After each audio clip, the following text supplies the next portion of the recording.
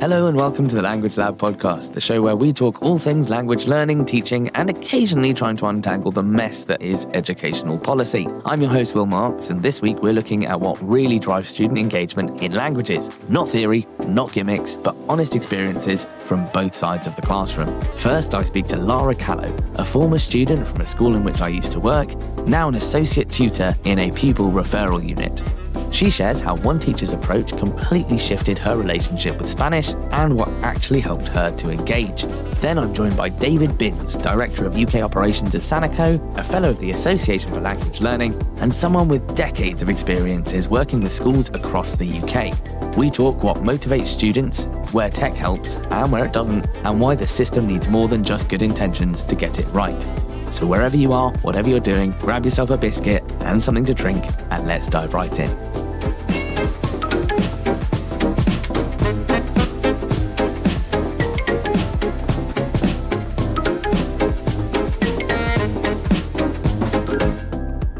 Okay, so Lara, do you want to introduce yourself? Hello, my name's Lara. I'm 24. I was born and raised in Peterborough, still currently live there. I am currently an associate tutor in a pupil referral unit or alternative provision, whatever you want to call it. And I studied Spanish from the ages, I want to say, of 12. So when I started year 7, continued it throughout my school years and took it as an A-level. And I'd like to say I did pretty well, thanks to my good teachers.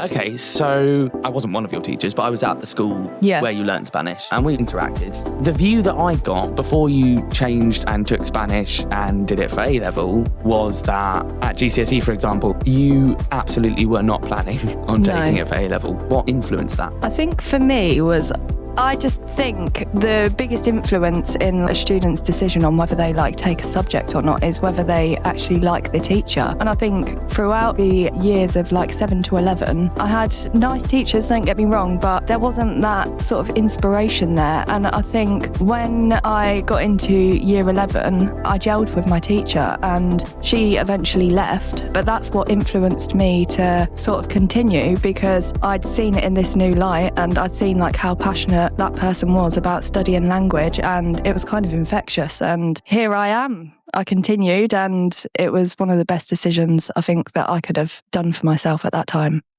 I mean, that's amazing, isn't it?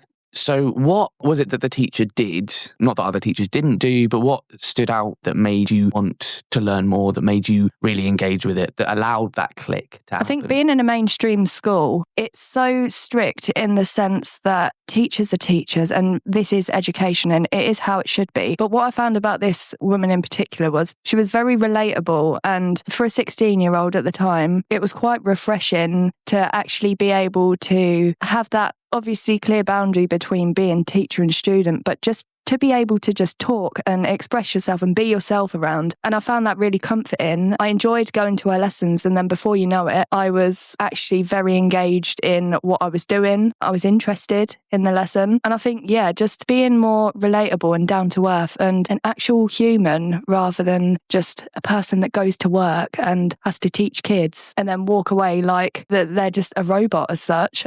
I don't know. I found that quite nice to be able to just go to school and be able to go into a class and be yourself and have a teacher who reciprocated that, really. So almost like having that safe space allowed you to kind of express yourself in a way that you felt comfortable and safe to do. Yeah. So it's all about the environment that teacher created. Definitely. Yeah. I mean, I never really enjoyed school growing up. I had a lot of problems. I've always been quite expressionate kind of person. And if I didn't like something, I was quite open about it. And I think in a school environment, that's not great. But I think something just clicked when I started going to these Spanish lessons in year 11. And it was just different and I could be comfortable. And it was a safe space. It really opened my eyes in a different way. Amazing. So, yeah. Okay, so obviously, as you know, I'm going to be interviewing a couple of other people. Yeah. People who are known in the language community as experts in student engagement, etc. So what would you like to know if you were going to be an educator or if you were going to be a student about the best ways to create engagement in the language classroom? I'd say, I don't know, it's quite a tricky question, but I'd want to know how you would engage the toughest of students, people who really don't want to learn, what tools would you use, I guess, to try and ignite that engagement and maybe a bit of passion into someone who just isn't really interested and doesn't want to learn? Well, I think that's a really good question. Lara, thank you so much for taking time out to do this. I know it's You're very welcome. a bit of an odd one, and you certainly weren't planning on doing this morning. No, I mean, my days are very unexpected at the minute, so it's rock and roll. Gotta love it. All right, well, thank you so much for joining us. And we'll leave that there. Brilliant. Thank you. Bye. Bye. Lara's story is a reminder of something we don't talk about enough. That engagement has often very little to do with the actual lesson content and everything to do with the environment that we create. What made a difference for her wasn't some flashy activity or tech tool. It was feeling safe, seen and supported, and that difference stuck with her all the way into A-level Spanish and now into her work supporting students who are often written off. So now let's pivot to a different perspective. David Binns, who spent years talking to students, parents, teachers and policymakers about the value of languages. His focus is big picture, how we make language learning relevant, employable and something worth fighting for. And as you'll hear, he does not hold back. Let's get into it. So, David, obviously we've had a bit of a pre-chat. Just say it's an absolute pleasure to have you with me today. Now, I know you as David Binns of Sanako, who's done over, I think you said 543, was it? That's correct. 544 last week. 544 motivational, I say motivational, but speeches to kids, to schools, and over 40 years of experience in the educational field. Let you introduce yourself. Okay. Yeah, my name's David Binns. My official title is Director of UK Operations for a company called Sanako, which is a Finnish company, and I'm responsible for UK and Ireland operations. I have worked at Sanako now for 43 years. I do have a second language, but primarily I'm a businessman. That's what I am. Cool. So then with that, you've also got a fellowship, is it, from the Association of Language Learning? That's correct. I was made a fellow of the Association for Language Learning a few years ago, simply because of the work I took on speaking to schools, children years 8, 9, 10 and 11 now, and some parents' evenings about the value of languages in their future careers. Whatever they want to be, it doesn't matter. Whatever they want to be, a language, it's a useful skill to have. It's a little bit like a cheat in a computer game. Yes, be a mechanic or a plumber or a doctor. Do it with a language skill. Makes you a little bit more employable. So they gave me that after 300 of my talks.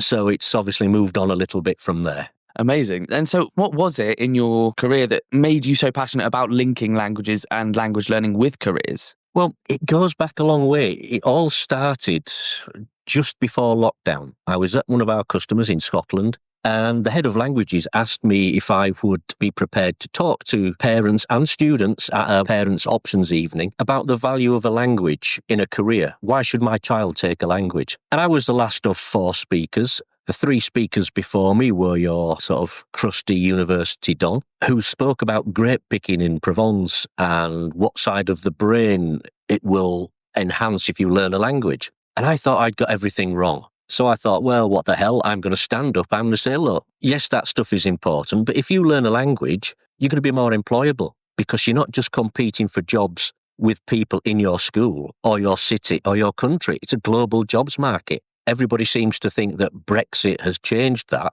It hasn't made any difference whatsoever. We can recruit from anywhere in the world. And I want these UK kids from any background, I do a lot with the inner city backgrounds, to have as much opportunity to get a good job as anybody else. And languages, it is that shortcut to get you there. So I started doing these talks. I don't go out of my way to promote them drastically. You may see the odd tweet, but I don't tweet about them all. I just keep getting asked to visit. So that's what it was. I want the next generation of UK business leaders to have a language skill. Simple as that. That makes a lot of sense. Can I just circle back? I've looked at what I know about you. It's 40-year career and it's 540 speeches. I didn't realise that those 540 speeches were in the last, 5 years or so. That's amazing. Well, I originally set aside 1 day a week to do these talks because I do have businesses to run as well, as you can imagine. But that has gone now to about 3.5 days a week. So I've got to get the balance right somewhere. I mean, it's a lot, isn't it? Given you're in a bit of a unique situation because obviously you can see what's going on in schools, you can see what's going on as a business, you can see what's going on globally. What would you say is the biggest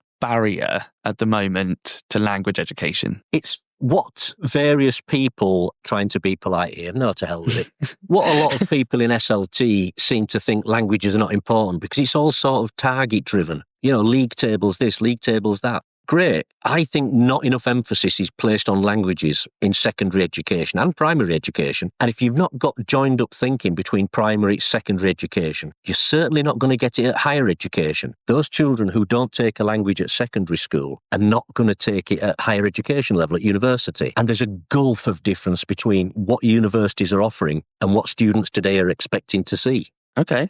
Talk to me about that. I have to be careful so I don't upset any customers, but we have lots of university customers and lots of school customers. And if we look at what's going on in schools, let's take Wales as a country, for example, because I'm more familiar with that one. They have very, very advanced teaching systems and methodologies and the way they do it. They think it through. And what we've seen is by working in conjunction with universities and schools, more and more students are looking to go to university. Because in schools, we have grown up, whether we like it or not, in the generation of let's swipe left, let's swipe right. Everybody's on a device. And so many universities expect students to come to university, to their lectures, and be talked to. We need to modernise that. And we've got quite a few universities now that are modernising it, and they are starting to see differences. I was at a conference for universities last week, and those universities who came to me have said, we're trying it, it's starting to improve. But the big issue is underfunding, by a long, long way. It's never, ever the teachers. The teachers are so committed and so passionate. It's always lack of funding. Sometimes we've done it this way forever, so we'll keep doing it this way. So I think that's the biggest barrier. It's not that we can't do it. We can do it. We just have to do it. I'm with you. And actually, I read a quote from a politician recently that said something along the lines of unions and teachers need to put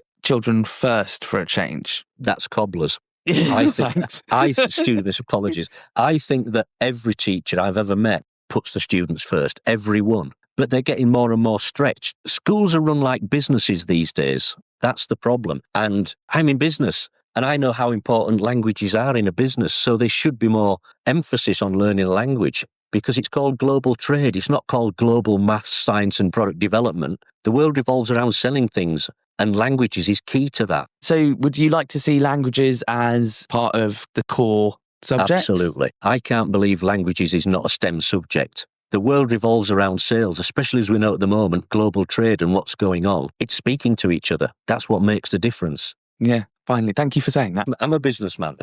So do you think that comes from the government? Where do you think that extra support should come from? What needs doing? I think a lot of it does come from the government. I'm not picking on any particular government here. It doesn't matter what colour banner they wave. They're all doing the same thing. They're all saying, oh, let's pay languages lip service. It needs a lot more than lip service. It needs proper investigation and speaking to talk to the actual teachers who have to get chewing gum from underneath the desk, not people who talk a good game. And the government has put money certain directions and certain activities and certain projects, but they're not thinking it through. They're not thinking of what language teachers, sorry, I'm very passionate about this, what language teachers really, really need. US language teachers, what they really need is more time speaking and listening to the students, teaching. Never mind filling in every goddamn form you can think of. Let them teach. That's what they're employed for. Teaching. Yes. Oh, God, thank you. I don't think this is a particularly controversial view, but it has seemed, as a teacher and a head of department and someone looking at it from the external point, a lot recently, that the amount of time that I actually spend teaching has just reduced and reduced and reduced. I mean, obviously, I've got the same hours of lessons per week, but the amount of time I actually have to teach is so much thinner than the amount of time I have for behaviour management or for making the phone calls or for all of the other things that various, and again, I will be slightly careful, but I will say SLT in various schools I've heard of saying, well, the biggest problem here realistically is with uniform or with, like you say, lip service, easy fixes that actually don't fix the deep-seated issues. And the deep-seated issues come from good education, but that doesn't happen if we don't have the time to do it. Yeah, I think you have to get the balance right, Will. And it's no coincidence that where you've got SLT in a school who are supportive of languages, those language students do much better. It's no coincidence. And I fear that what I'm seeing more and more of is we're going down the language learning route rather than the language teaching route. And what I mean by that is quite often people will just sit their students in front of a set of content, lessons or lesson plan, whatever. But the real way to learn a language is speaking and listening with those students. Many, many years ago, there was a big name in the world of languages at a university. And he told me a quiet languages classroom is not a good languages classroom. speaking and listening. Let's get them having a conversation. That's what everybody wants these days in employment. This is it. If we're going to have people round the international table, then we need to have them able to communicate. It makes so much sense, doesn't it? Yes, exactly. Okay then, so what have you found really works when it comes to keeping students motivated in language classes or language lessons? What do you think is the best way of doing that? It needs to be a balancing act, and I can speak from my own grandsons. This makes me sound really old.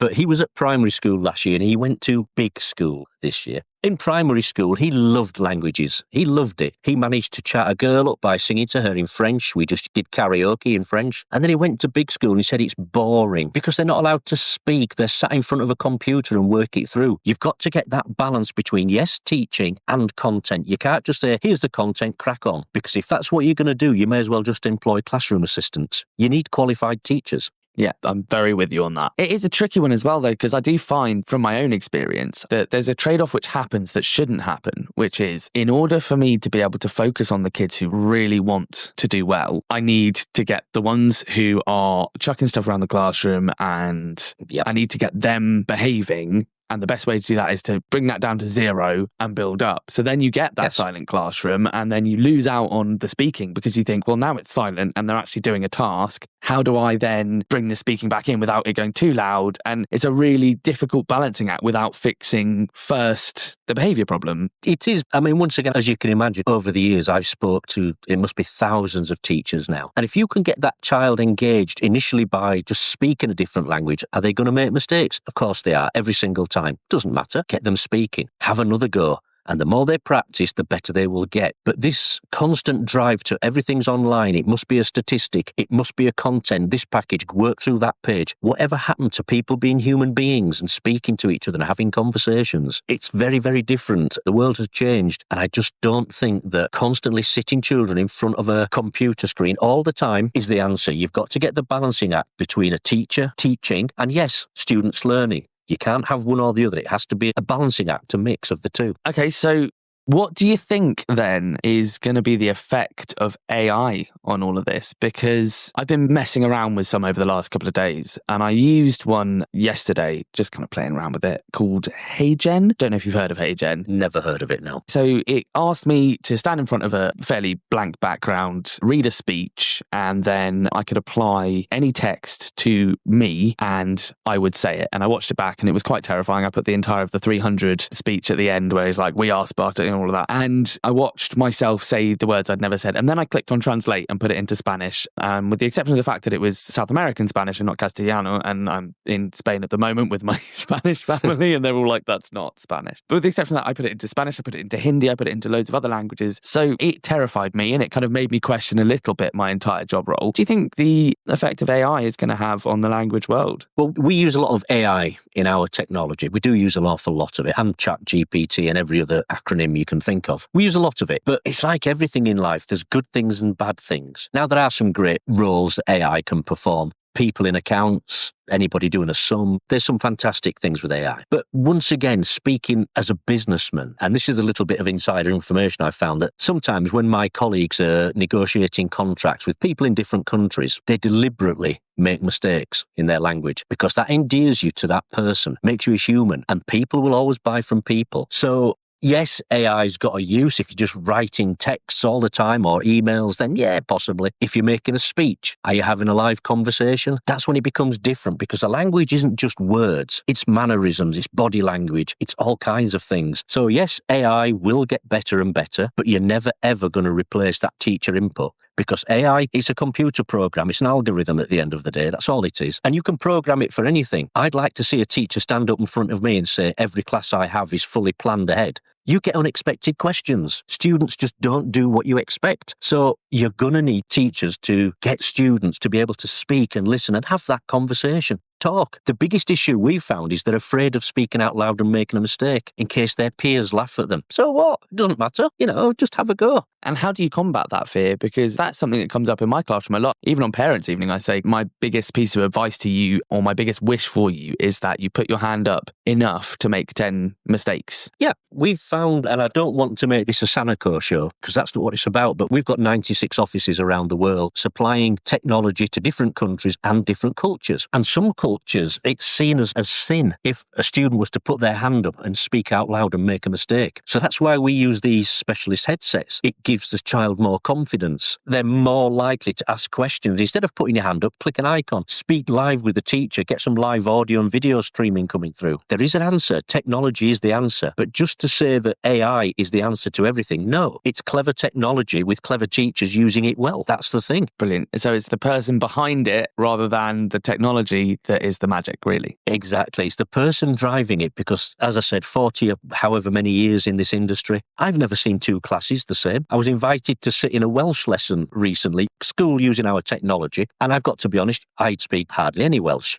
But it was absolutely fascinating to be put in with what was described as a challenging Year 9 group. And the kids were lovely. They wanted to speak to each other. I don't know who I was speaking to on the other end of the headphones, but he kept trying to help me and telling me I wasn't pronouncing things. Kids do want to speak, and they want to speak in a language and show off to people. There's ways of doing it. Technology can do it. Yeah, and just whilst I was at Language World, we had a bit of a chat, and I think it was my partner actually asked you what you can do with Sanako. One of the things you said, which fascinated me, was this thing where you have conversations with other kids in different places. Yeah, once again, we've now got quite a few schools in the UK. What you have to remember is Sanako is a Finnish company, and their educational system is light years ahead of anything we've got here in the UK. It's always in the top 5 or 6 in the world, always. So we're not experiencing anything new in the UK that they've not come across before. And one of the things they started doing was, if we were to do something as simple as a role play, there's absolutely no reason why you can't have a native child in Spain speaking to a native child in England. Under teacher control, teacher can monitor, the AI can analyse what's being said, give feedback. That's the useful parts of AI, saving the teacher marking time, not giving the lesson. So we've got that. The same with groups. Let's have group talks. We've had students doing all kinds of things in what's called a group talk session. Tomorrow, as it happens, there's a new version of our tech being uploaded because people in Singapore, I believe, want to have the whole class speaking and listening at the same time. Now, in a normal classroom environment, that's impossible. You don't want 30 kids shouting at the same time. Our technology differentiates each student speaking, collects back all their recordings, the AI marks it. It's technology leading the way, but it's driven by the teacher, always driven by the teacher.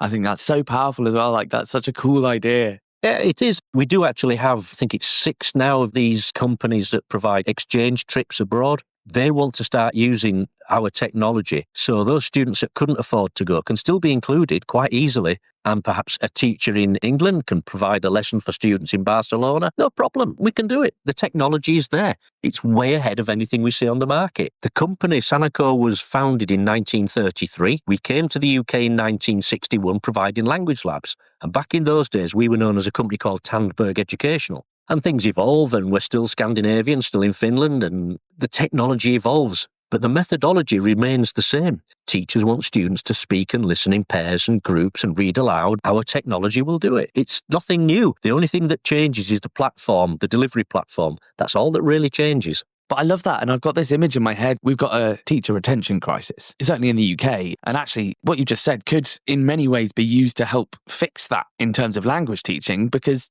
you've got global teachers. Yes, it could. We have projects in the UK. I won't get into any political side of this, but projects in the UK where we hear people say that, we need to set up hub schools. Those hub schools will be delivering languages and supporting other schools in the area. It's not really working too well. We did that years ago because we let technology take the strain. You want to set up a hub school and deliver remote lessons to a primary school, or perhaps a school nearby whose language teacher's ill or on long-term ill or missing. You can do it. And in that respect, all you need then is a classroom assistant in the classroom to make sure the kids are not climbing up the wall. That's all you need. The technology exists. And if you want to use your licensing system, it's your license. A school buys the license. If you want to give a lesson to a primary school, a university, a group of parents, whatever, you can use it. It's your license. We don't say it's your license, you can only use it with A, B, C, D students. Do what you like with it. It's yours. That's really cool. All right, so talking about cool things, how do you think that schools and colleges can show all of the cool things that happen with languages in the real world? What can we do to enthuse and excite kids? Obviously, we've spoken about talking in the classroom, we've spoken about using the language, but what can we do to show just all that there is within language learning? The first thing we've got to do, every school, every college, every university has to get away from this opinion that students have got that, if I take a language, I've got to be a languages teacher. It's not generated by the teachers. Great job though it is. And if that's what you want to do, just go do it. No problem. But it's so much more than that. It's a shortcut to earning more money, to being more employable. That's the message we've got to get across. And that's the reason my talks are so impactful, so successful. Because I don't say, learn a language and you could be a languages teacher or an interpreter. No, I say, look, learn a language, whatever you want to do. It's the only transferable skill there is. And if you think about it, these kids have got to come to school anyway. So it's the only subject that's never going to change. Get your good GCSE grade today, that qualification will still be valid in 10 years' time. The language isn't going to change. Make them realise that it's worthwhile spending time doing this. Don't just say, learn a language so you can become a language teacher. And you will find parents are half the battle. I've done, as I said, 540 whatever student career talks. I've done 33 parents' evenings, and it's always the same story. Parents don't think languages are important because it wasn't when they were at school. The world changes. Global trade has changed. The internet has changed everything. And we need to be able to communicate with people all around the world. I'll give you an example. I did one parents' evening and I got a lovely email from the head of languages afterwards saying, I'm now getting emails from parents not saying, why should my child take a language? It's, what language should my child take? Got to convince the parents. It's no good going at it a little bit at a time. You've got to do everything, the whole lot. This is kind of the point of this podcast, is to bring all of the stakeholders of language education together in one place. And I think that's the conversation that needs to be had, isn't it? It is. I can't, as a teacher, teach a child and then that's it. I need the support from government, the support from my school. I need the support from the parents. I need the support from the kid. And I need to support all of those things as well. Yeah. You do. You also need, if you don't mind me just chipping in here a little bit, Will, that one of the things that, if you don't mind me saying, annoys the backside out of me, quite often government will appoint people to lead projects who haven't taught in a classroom for 30 years. We have a saying here in Leeds, I'm a Yorkshireman, by the way, that you need to speak to the person with dirt under the fingernails. And that means people who are actually doing the job, not people who have a perception of the job, people actually doing the job. That's what needs to be done. I've never understood this thing of having a secretary for ... who isn't from that job sector. It doesn't make sense, does it? You wouldn't get that in industry. You would have somebody who's experienced in an area doing that job. You wouldn't say, oh, I'm a computer programmer, we'll have you building the brick wall. You just don't do it. It's nuts, isn't it? It's so right. Thank you. I did tell you right at the beginning, Will, I do say it like it is. Because we need to face some hard truths. If we want the languages industry teaching in the UK to continue to survive and improve, then we've got to address these questions. And it's no good giving that role to somebody who hasn't taught for 30 years. And when I say taught, I don't mean in a university. I mean in a school with these kids who don't want to be there. Those are the ones you need. The teachers who are on it day to day, they're the ones you need. Sorry, I'm quite passionate about getting languages moving. Good. And I'm so glad because you have the passion that I think is missing from so many of the people who actually have the power to do a lot of these things. And I feel regularly like I can have this conversation 1,000 times with not my SLT. My SLT have always been quite supportive, but with many SLTs, and they will go, yeah, but realistically, language results have never been great. So do we let those kids down and say languages are not important, or do we do something about it? Thank you. We do something about it. There we go. And it is SLT. Once again, I won't name names and schools or anything like that, but I have grandchildren and I've been trying to actually give free of charge a load of our technology to that school. And I've written to SLT, I've sent emails, I've actually used the good old-fashioned snail mail with pen and paper, and I've not even had the decency of a response. So there's two things. Either they don't see languages as important, or they've got more money than they know what to do with. I know which one I think it is. I think I can guess.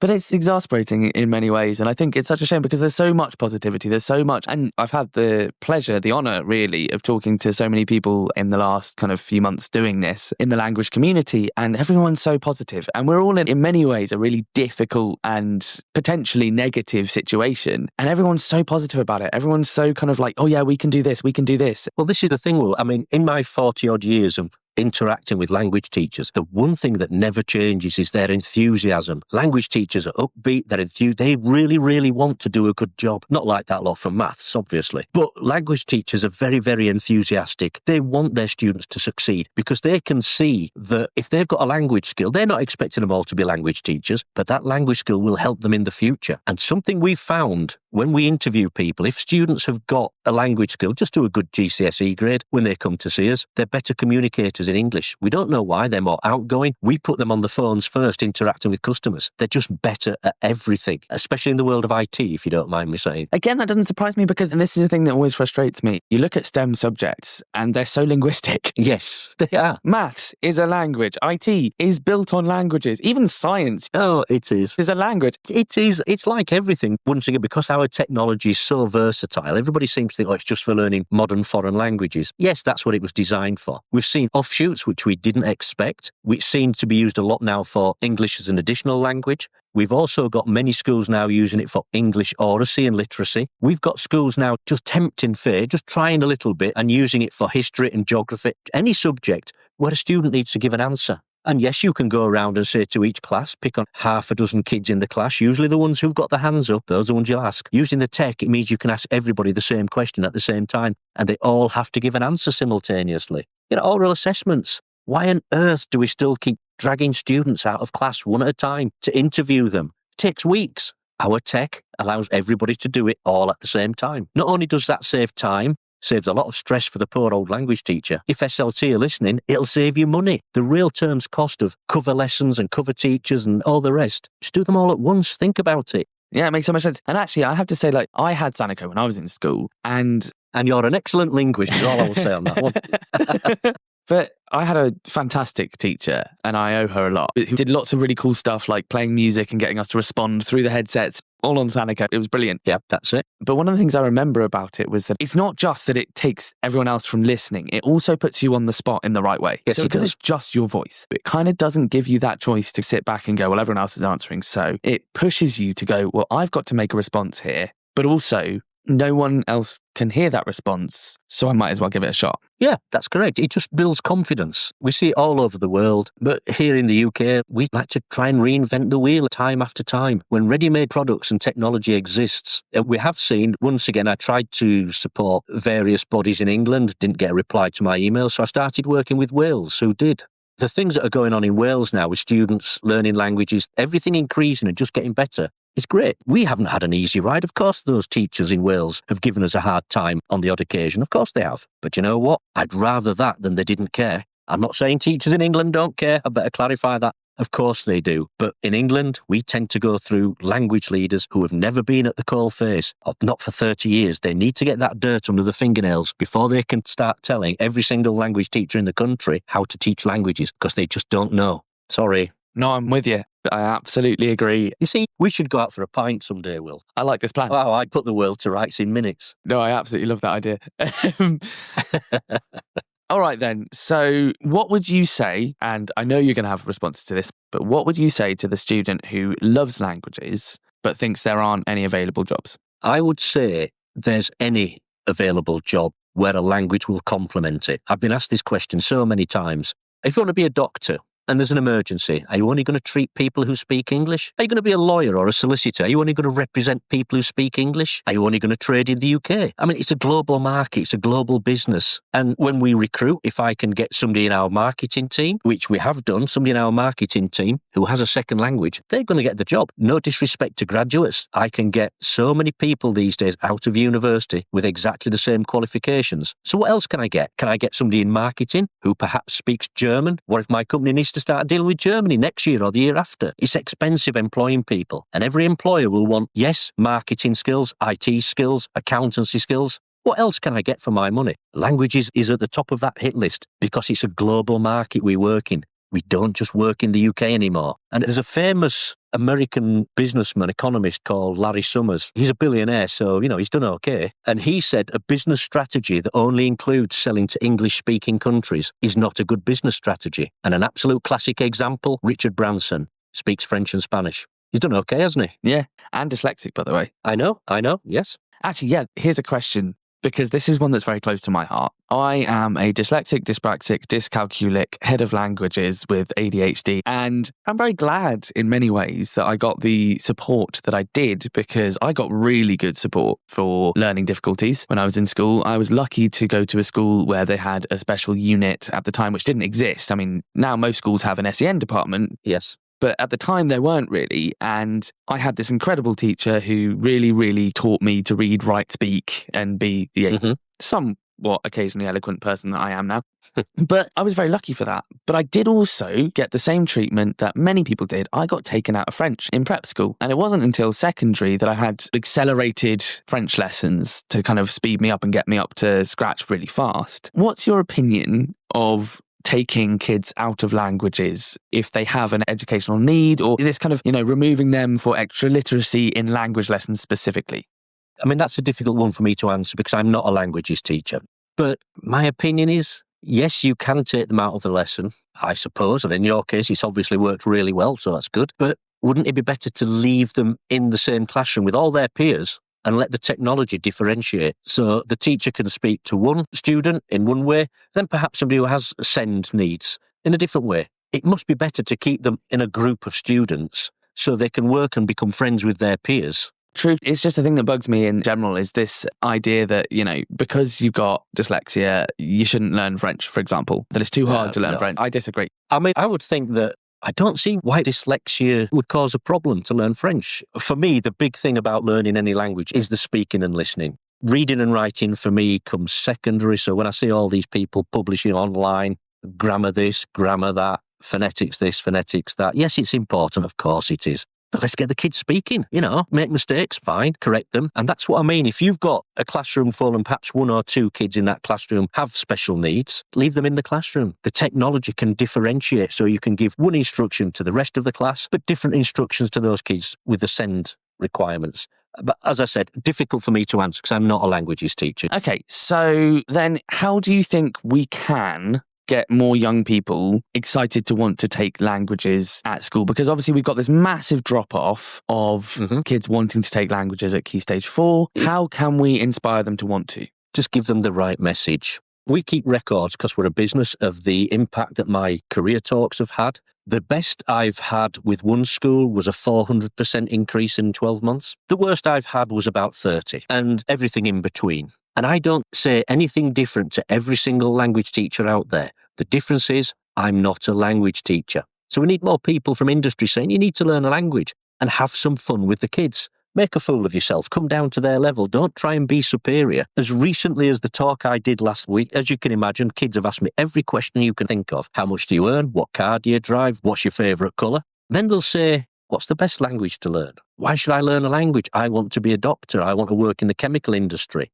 And you give them answers. Last week I was asked, is it true people in the north will have gravy on their chips? Yes, we do. It's great. But you've got to engage with them. And that's where I think so many speakers struggle. You can't go in there and ask for anything specific. These are hard-pressed teachers. They're doing the best they can with what resources they have. Not all kids are perfect. They're not. Some of them are difficult. But I can say of all my 400 and whatever it is now talks, I've never yet had a child who got up and walked out and said, I don't want to be here. Yes, they've chatted. Yes, they've been naughty. Yes, they've done what kids do, what all kids do, what I did when I was at school. But I keep it entertaining. I give them the message they need to hear. Get a job, learn a language, earn more money, more employable. That's the bottom line. Doesn't matter what you want to do in life. The bottom line is you need a backup to your skill, which might be accountancy or marketing. Do that with that language. Get that message across. But I know since I started keeping records, I've had 14,500 students who have taken the language where originally they've said they weren't going to. And that's only the teachers who have emailed me,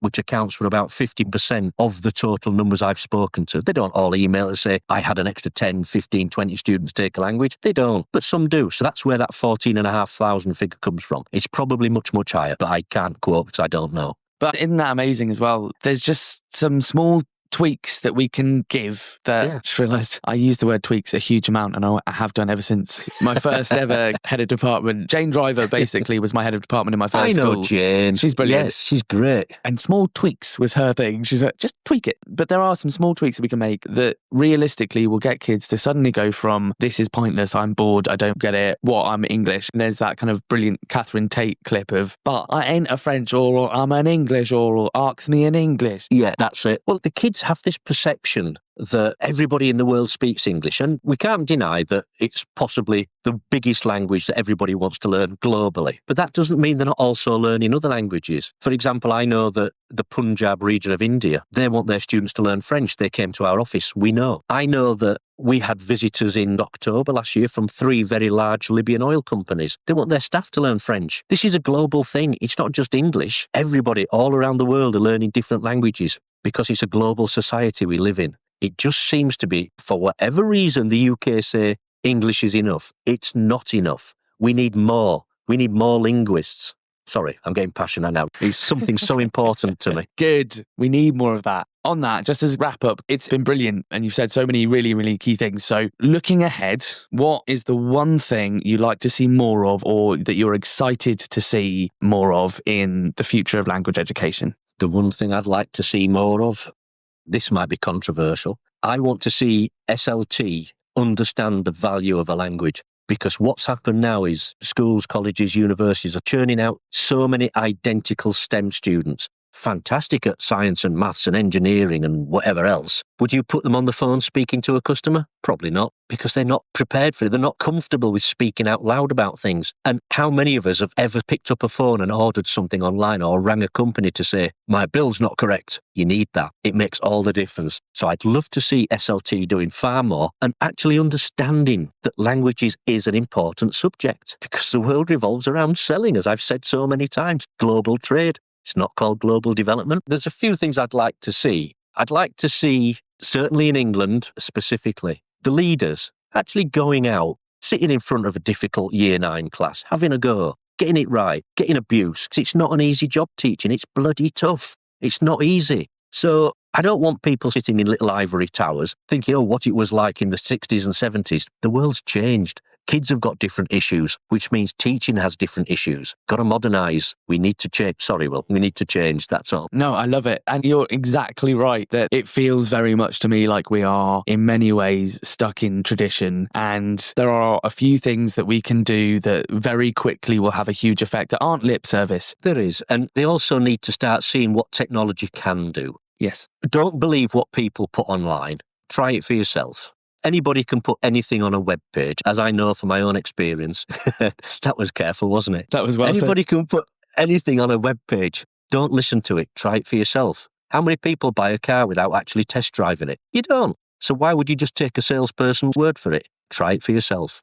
That was very diplomatic of me, that was. Beautifully diplomatic. Thank you. There's a career for me in the government, in the diplomatic corps, I'm sure. Actually, do you know what? It would be brilliant to have you in the government. I think we might actually achieve something. Well, when I retire, I can see all kinds of roles in the language. I'm not going to disappear. I believe the phrase is kick ass in the world of, kick ass in the world of languages, because that's what it needs. Not the teachers, they just need some help. That's all it is. Yeah, I'm with you. David, look, it's been honestly such a pleasure talking to you about these things and it's so much fun. No problem, Will, anytime. I told you I will tell it like it is every time. Good.